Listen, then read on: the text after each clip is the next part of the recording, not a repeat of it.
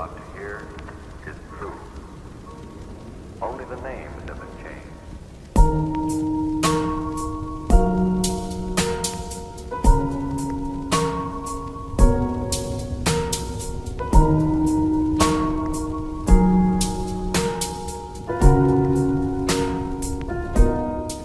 Our lives are filled with relationships, whether it's friends, family, coworkers, bosses, teachers, other students, teammates, student group leaders, student group students, whatever it is, we all have so many different relationships in our lives.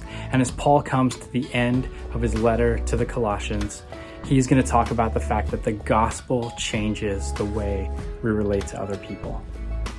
The gospel should affect every part of our lives. It's not only about salvation, but it's also about how we live day to day. And so as we think about our relationships, are you thinking about your relationships in context of the gospel? How does what Jesus did for you change the way that you relate to other people? How does it change the way you are a friend? How does it change the way that you're a child to your parents? See you, Tyler.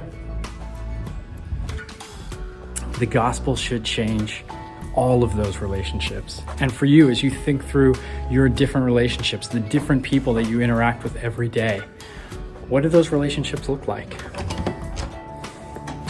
Are they characterized by love and grace and forgiveness? Are those relationships a model of what God intended them to be?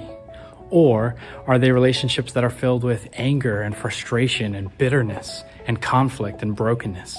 God's desire is for us to be in relationship with others in the same way that He, as the Trinity, is in relationship with each other.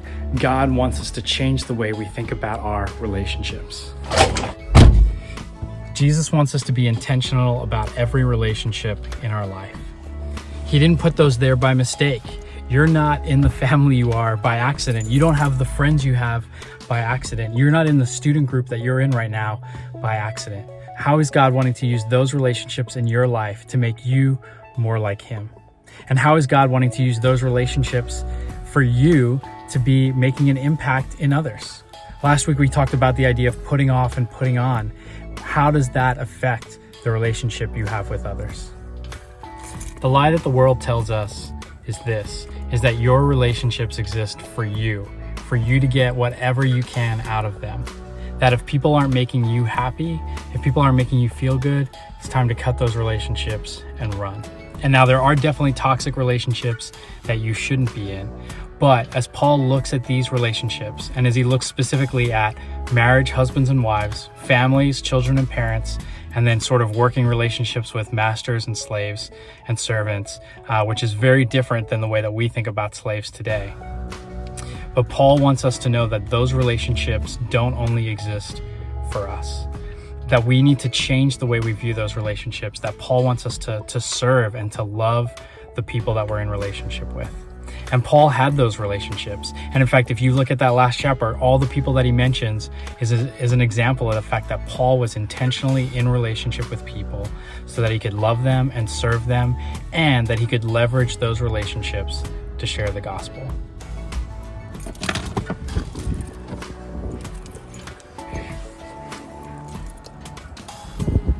So as we wrap up this series, I want you to ask yourself this question.